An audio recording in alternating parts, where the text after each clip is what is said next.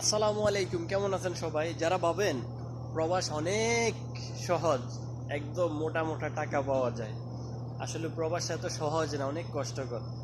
দেখেন, ছাদের উপরে এখানে একটা মেশিন দেখা যাচ্ছে, আমি দেখাইতেছি।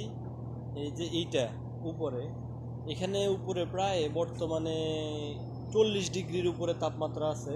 আমি ওই জায়গায় গেলে এখন বুঝতে পারবো, দেখাবো আপনাদেরকে। আমি এখন উপরে যাব, ওইখানে মেশিনটা একটু সমস্যা হয়েছে, আমি উপরে উঠবো, এই সিঁড়িটা দিয়ে আমি উপরে উঠবো।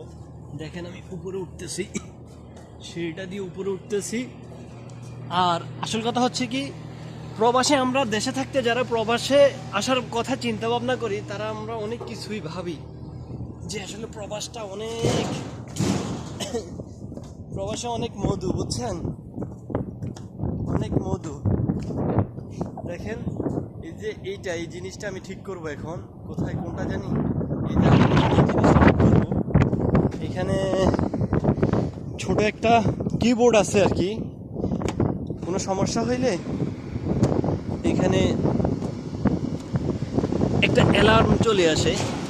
দেখেন আমি চলে আসলাম, এখানে দেখেন অ্যালার্ম দেখা যাচ্ছে, কিন্তু অ্যালার্ম কত ডিগ্রি তাপমাত্রা আছে? 34 ডিগ্রি আছে। এটার ভিতরে পানি ঠান্ডা, কিন্তু 34 ডিগ্রি আছে, এটা কিন্তু তাল্লাজা, আরে দূর ফ্রিজ আর কি, পানি ঠান্ডা করার ফ্রিজ।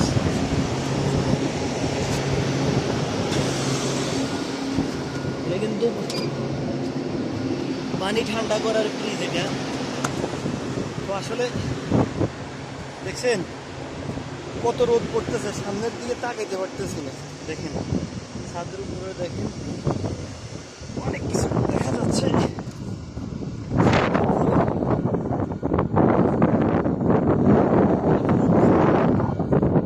বর্তমানে প্রায় কত 40 ডিগ্রি হবে তাপমাত্রা, প্রচন্ড রোদ, সামনে সব ধোঁয়া দেখা যাচ্ছে, ধোঁয়া, এত রোদ পড়তেছে।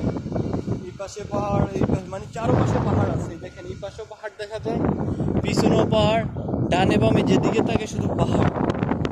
বুঝেন কেমন রোদ পড়তে পারে। আজকে 2-3 দিন আবার সৌদি আরবে কিন্তু প্রচন্ড রোদ পড়ে, প্রচন্ড গরম, যা বলে বোঝানো যাবে না, এত গরম পড়ে বলার বাহিরে। আর আমার এখান থেকে যে মক্কা শরীফের যে ওয়াচ টাওয়ারটা আছে, এটা কিন্তু দেখা যায়,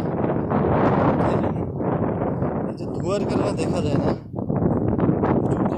আসে জুমও হয় না, বুঝছেন। আসলে এই প্রবাসে কিন্তু অনেক মধু, বুঝতে পারছেন। যারা আসবেন ভেবে চিনতে আসবেন। আসলে আমরা দেশে থাকতে অনেক কিছু ভাবি, হায় হায় বিদেশে যাব, বেশি বেশি টাকা কামাবো। বিদেশে এসে দেখেন টাকা আছে আর কোনো কিছু নাই, ঘুম নাই, একটু রেস্ট নাই, শান্তি তো নাই আর কি। যার ঘুম হয় না তার শান্তি কিভাবে থাকবে?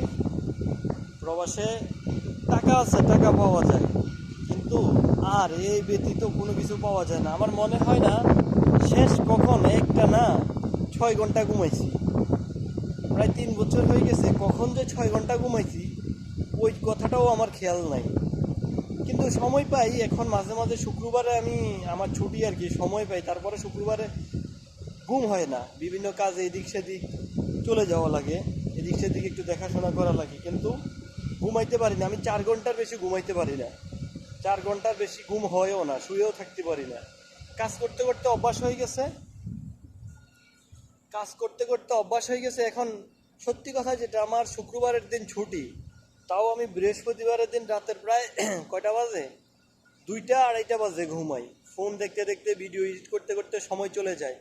তারপরে দেখা যায় কি ভোর আবার 6টা-7টা বাজে ঘুম থেকে উঠে যায়। তো দেখেন 3টা-4টা-5টা-6টা-7টা, এই তো 4 ঘন্টা 5 ঘন্টার বেশি ঘুম হয়ই না, মানে ঘুমাইতে বা আমিও ঘুমাইতে পারি না। এই হচ্ছে আর কি প্রবাসীর অবস্থা। আপনারা যারা বিদেশে আসবেন একটু ভালো করে ভেবে চিন্তে আসবেন। দেখেন না হয় আমি তো আলহামদুলিল্লাহ ভালোই আছি, আর যারা খোলা আকাশের নিচে কাজ করে তাদের অবস্থাটা কেমন হয় বুঝে নিয়ে। ভালো থাকবেন সবাই। আজকের মতো ভিডিওটা এই পর্যন্তই। আসসালামু আলাইকুম।